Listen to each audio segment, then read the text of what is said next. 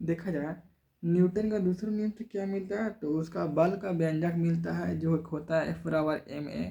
ये न्यूटन के दूसरा ही नियम से मिलता है, ठीक है। अब आते हैं न्यूटन का तीसरा नियम। न्यूटन का तीसरा नियम क्या होता है, एक्शन रिएक्शन। प्रत्येक क्रिया विपरीत क्रिया के बराबर होती है। जैसे मान ली कि अगर हम किसी को एक थप्पड़ मारे तो उधर से व्यक्ति हमको मारा तो उल्टा हो गया। ये जिस तरह से हम किए उधर से उधर कर, सेम टू सेम डायरेक्शन कर दिया। क्रिया के विपरीत क्रिया ही को हम बोलते हैं न्यूटन का तीसरा नियम। तो इस चीज़ को याद रखिएगा, बहुत ही इम्पॉर्टेंट है। अब देखा जाए एक क्वेश्चन, अब आगे बढ़ते देखिए। अब अगला क्वेश्चन है CT स्कैन में CT का अर्थ क्या होता है। CT स्कैन देखा जाए तो CT स्कैन क्या होता है, कैंसर, जब किसी व्यक्ति को कैंसर हो गया तो CT स्कैन होता है, मतलब कि ट्यूमर होता है तो CT स्कैन किया जाता है उसको। मतलब CT स्कैन ब्रेन को इलाज करने के लिए किया जाता है। तो इसका CT स्कैन का फुल फॉर्म होता क्या है, तो CT स्कैन का फुल फॉर्म होता है कंप्यूटेड टोमोग्राफी। इसका फुल फॉर्म होता है ECG का क्या होता है, इलेक्ट्रोकार्डियोग्राम।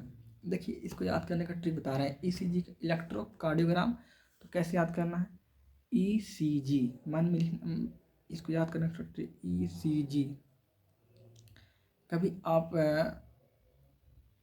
कभी आप हॉस्पिटल में गए होंगे तो आप इस चीज़ को देखे होंगे कि ECG टाइप, मतलब कि ये भी बोल सकते हैं कि ECG। कभी ये गैस इस तरह से होता है, जैसे कैसे होता है कि RBCZ ब्लड सेल। तो कहीं ना कहीं यही सबसे वर्ड से अपना दिमाग में कैप्चर किया कीजिए तो आपको याद करने में आसान रहेगा। तो ECG, इला से इलेक्ट्रो, सी से कार्डियो, जी से ग्राम, तो इलेक्ट्रोकार्डियोग्राम यानी हृदय को मापने वाला ये एक यंत्र है, इसी का हम बोलते हैं ECG। इस चीज़ को ध्यान रखिएगा। नेक्स्ट क्वेश्चन यहाँ देखिए, बोल रहा है कि किसी चुंबक के चुंबकीय क्षेत्र में संबंधित निम्न कथनों पर विचार कीजिए। ठीक है, विचार करेंगे। तो क्या विचार करें, तो इस सेंटेंस बोल रहा है कि इसके परिमाण और दिशा दोनों ही होते हैं। यानी चुंबक जो है ना सदिश है। सदिश कहने का मतलब ये है कि इसके पास परिमाण और दिशा दोनों है, यानी कि दोनों, जैसे मान ली चुंबक बोल रहा है, ठीक है, इसके पास परिमाण और दिशा दोनों है। यहाँ देखिए चुंबक क्षेत्र रेखाएं, चुंबक क्षेत्र रेखाएं लाइनर एंड क्लोजर कर्व, इसे पढ़ते हैं हिंदी में, मिस्टेक पॉइंट यहाँ पर।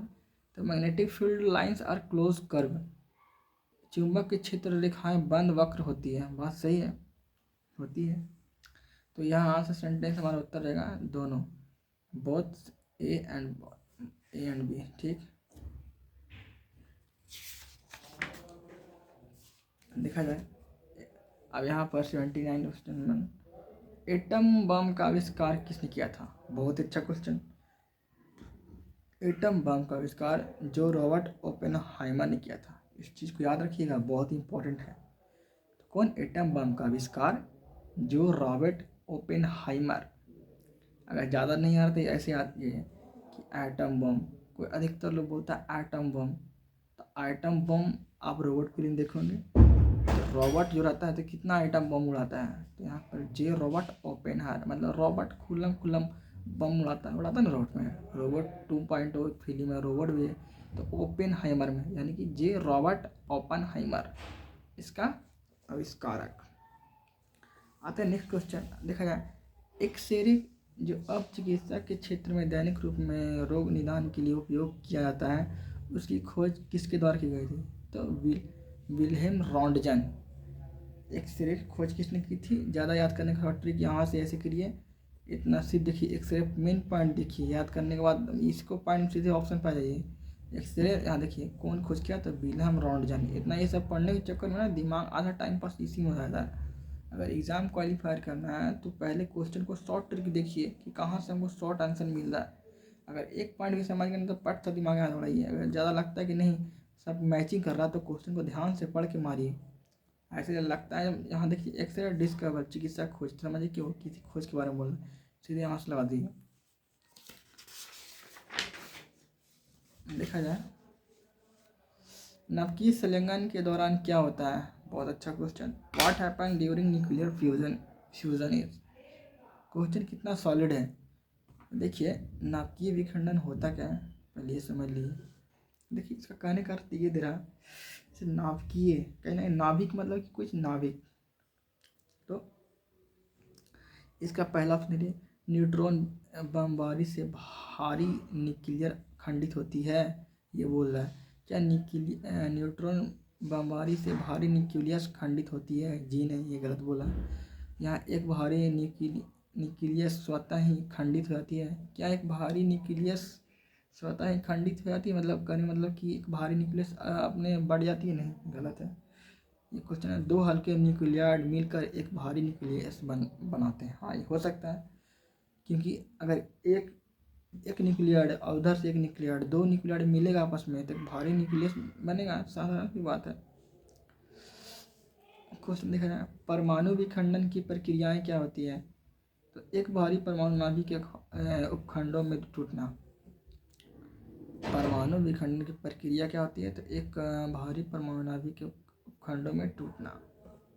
ठीक है, यहाँ पर देखा जाए, भारत ने अपना पहला परमाणु बम का परीक्षण कब किया था? बहुत अच्छा क्वेश्चन। देखिए 1974 में, ऐसे तो लोग बोलते हैं होना चाहिए, क्योंकि परमाणु बम इसे करने से पहले हमारे भारत के प्रधानमंत्री कई ऐसे नेता थे जिनसे तो राय मशवरा लेना ही पड़ता होगा।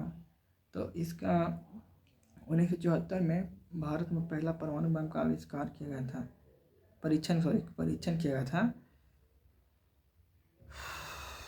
अच्छा, 2 बम परीक्षण हुआ है, ये भी देख लीजिए। इसमें 2 बम परीक्षण हुआ है। तो एक हुआ पोखरान, जाहिर सी बात है, पोखरान मतलब पोखरा में। हम लोग के गांव देहात में ये सब बातें, पोखरान मतलब पोखरा में। यानी कब हुआ था? 1974 में। इसका टाइटल क्या था? स्माइलिंग बुद्धा।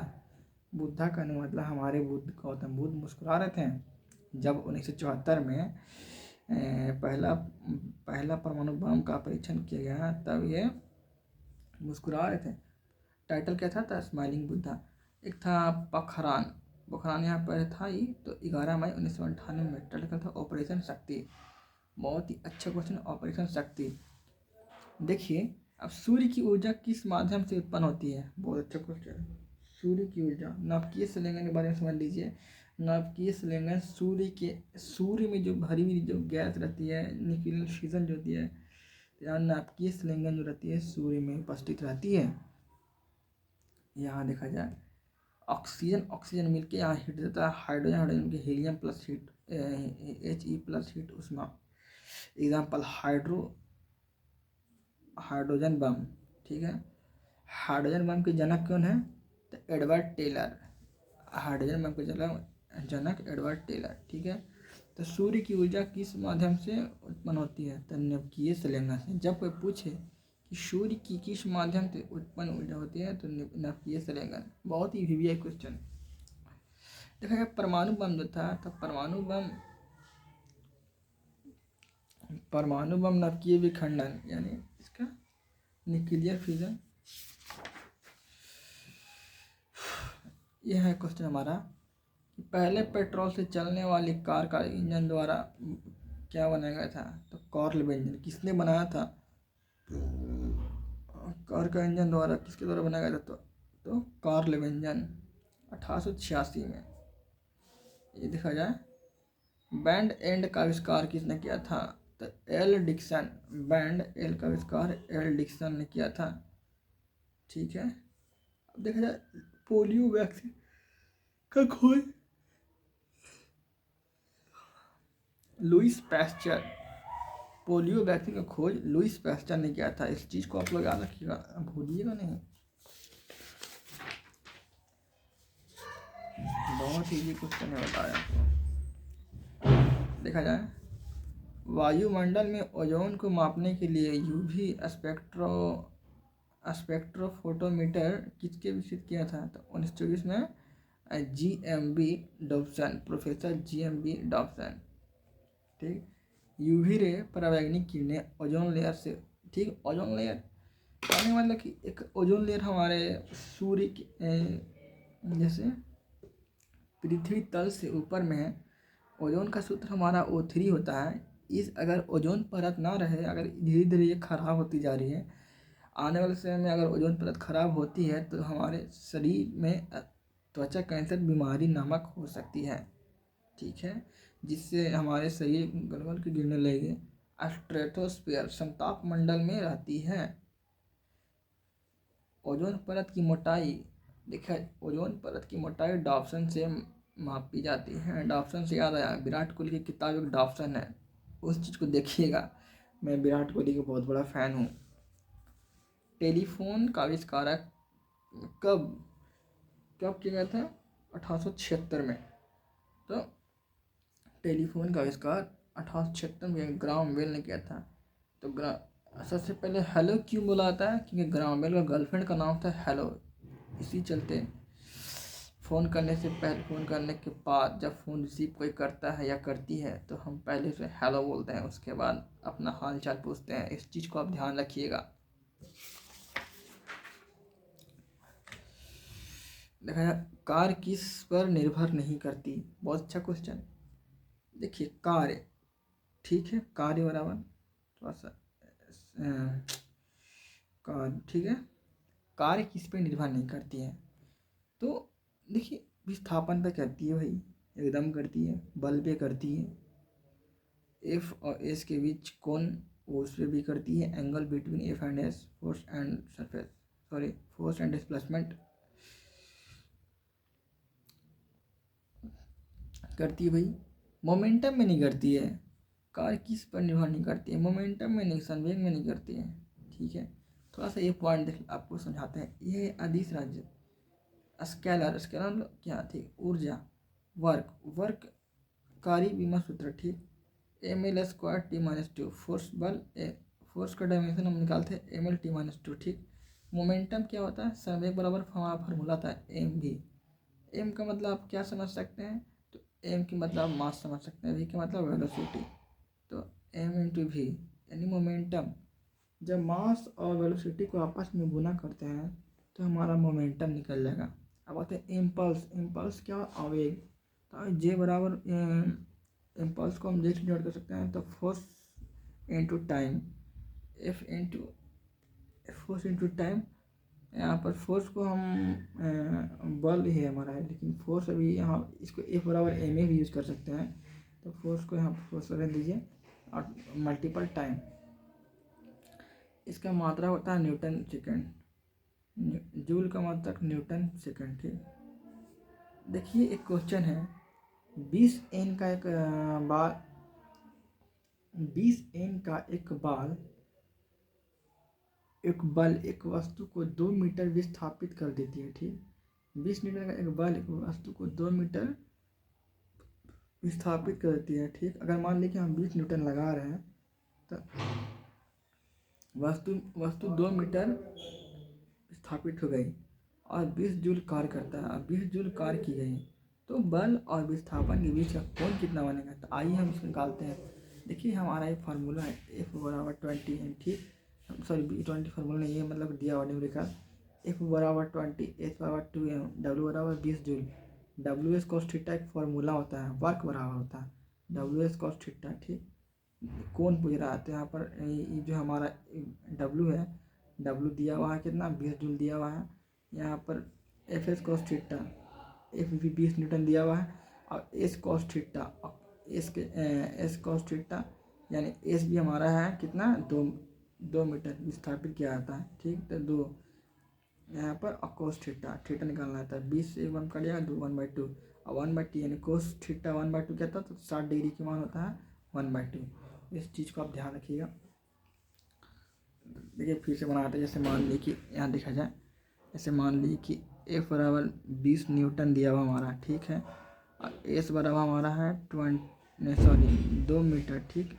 एस क्या है? एस विस्थापित स्पीड है, इतना स्थापित कर दी गई, अब देखा जा करता, और 20 जूल।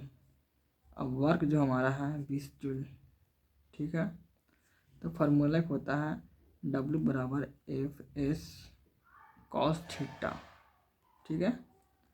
तो W F S cos theta हो गया, तो डब्ल्यू हमारा कितना दिया हुआ है 20, तो यहाँ 20 रखेंगे। एफ एस की जगह पे एफ की जगह पे 20 न्यूटन लगाए थे, इसकी जगह पे 2 लगाए हैं। कोस थीटा नहीं पता है, कोस थीटा निकालना है, तो इससे तो कट गया 1/2, यानी कोस थीटा बराबर 1/2। तो कोस थीटा का मान होता है 60, यहाँ 1/2 कर सकते हैं, कोस 60 भी कर सकते हैं, कोस 60 बटा कोस थीटा। तो यहाँ से कोस कट गया, थीटा बराबर 60, इसका उत्तर हो जाएगा। अब क्वेश्चन और देखिए, नेक्स्ट क्वेश्चन, कार कार्य हुआ है ऐसा कहने के लिए 2 शर्त पूरी होनी चाहिए, उनमें से क्या है? हाँ देखिए, कार्य हुआ मतलब question two say that what work has been done two condition must be fulfilled is one of them. कार्य हुआ ऐसे कहने के लिए 2 शर्त पूरी होनी चाहिए, मतलब काम हुआ, ठीक, कैसे हुआ, आखिर काम हुआ तो क्या क्या बदलाव आया, यही पूछ रहा है क्वेश्चन। तो वस्तु का विस्थापित होना चाहिए। पहला ऑप्शन था कि बल की आवश्यकता नहीं है, नहीं गलत है, बल की आवश्यकता बिल्कुल है। ऊर्जा का अवशोषण या उत्सर्जन नहीं होना चाहिए, गलत। ऊर्जा का अवशोषण या उत्सर्जन तो होना चाहिए। वस्तु की स्थिति में बदलाव नहीं, वस्तु की स्थिति में बदलाव होना चाहिए, तो ये वस्तु की विस्थापन हो चाहिए। अरे बल कहने का मतलब जैसे मान लिए ये पेन रखा हुआ है, इस पेन विरामावस्था में इसको हम ऐसे कर दिए, आखिर में बल लगाए तब नहीं साइड हुआ, टेलाया, तो वही बोल रहा, वस्तु में विस्थापन होना चाहिए। ठीक, कार्य देखिए, कार्य जो हमारा गुणनफल है, कार्य जो गुणनफल है डब्ल्यू बराबर एफ एस होता है।